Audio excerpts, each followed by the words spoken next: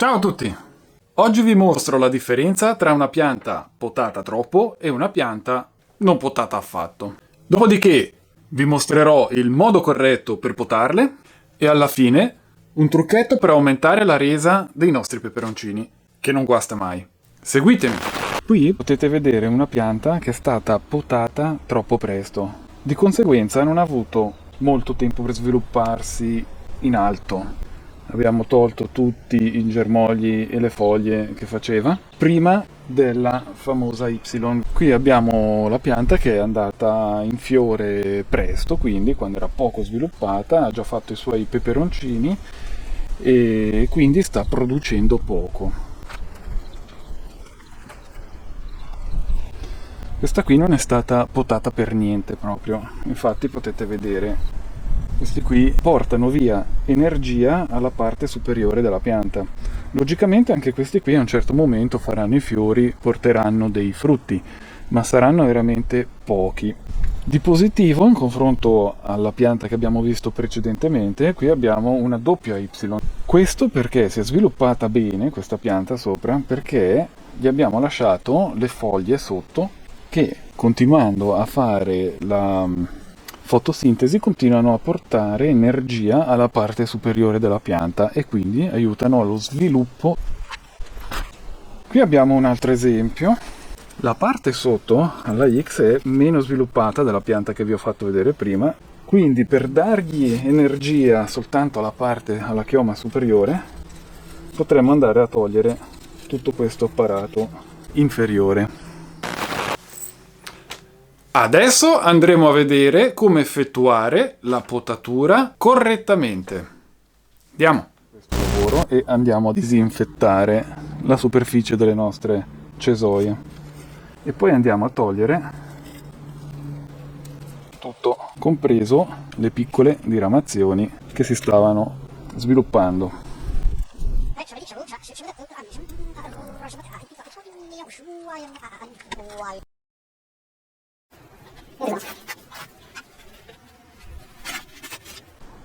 Anche qui è un esempio di una pianta che non è stata potata.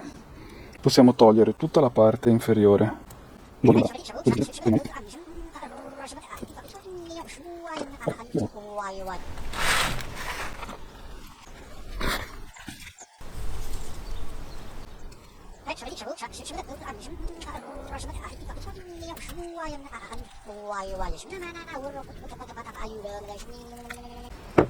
E voilà!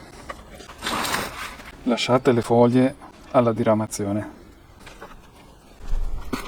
Qui abbiamo una tabasco e in questo caso, come vedete, la Y è proprio partita giù in basso. Abbiamo alcune femminelle giù in basso che si potrebbe andare a eliminare, però in questo caso io la voglio tenere come un cespuglio e quindi la lascerò così.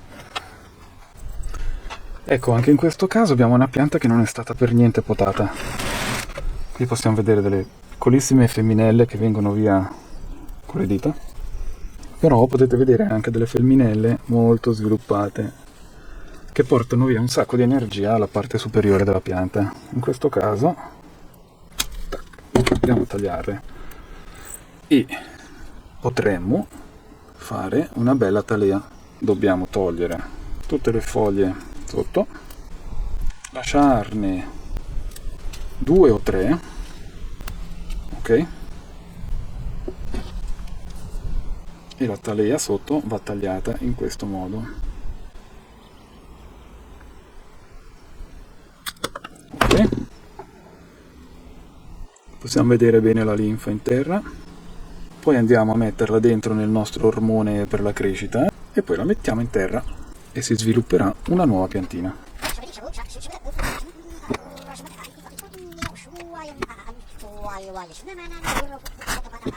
Ecco qua, la nostra piantina. Qui abbiamo una pianta vecchia di 3 anni.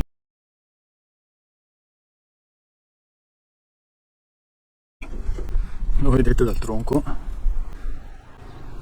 Questa pianta è perfetta per fare un bonsai, un bonchi, perché ha le foglie piccolissime e anche i peperoncini fa dei piccoli pallini.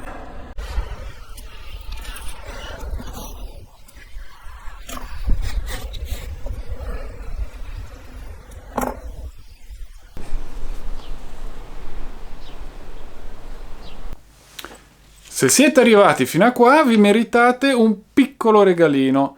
Vi svelerò un trucchetto semplicissimo, banale, ma non tutti lo sanno e non tutti lo sanno effettuare in maniera corretta. Andiamo a vederlo. Abbiamo una giovane piantina. Come potrete vedere ancora non si è formata la famosa Y. Adesso vi svelerò un trucchetto per far sì che la pianta ci dia più raccolto. Come potete vedere qui sta già gettando dei giovani germogli. Ecco, possiamo vedere questo germoglio che è già bello sviluppato. Questa parte qui superiore la possiamo eliminare completamente. Così. Il taglio va fatto di netto, con delle forbici pulite, disinfettate, ben limate, e il taglio va fatto non così orizzontale, ma va fatto obliquo. Quindi se abbiamo la gemma che si sta sviluppando qui, noi il taglio lo dobbiamo effettuare un attimino sopra la gemma in questa direzione, così, ok? Come potete vedere qui il taglio è stato effettuato in maniera obliqua nella direzione della gemma. In questo modo la pianta si svilupperà come un piccolo cespuglio. Come potete vedere, questa qui ho effettuato lo stesso lavoro che vi ho fatto vedere prima. La pianta ha fatto sviluppare principalmente questo, che vedete che è bello grosso, e quello sotto, che poi vedete addiramato.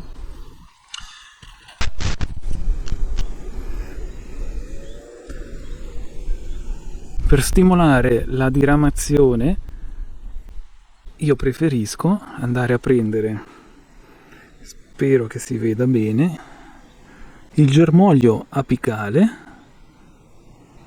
lo vedete? Basta prenderlo con 2 dita e tirarlo.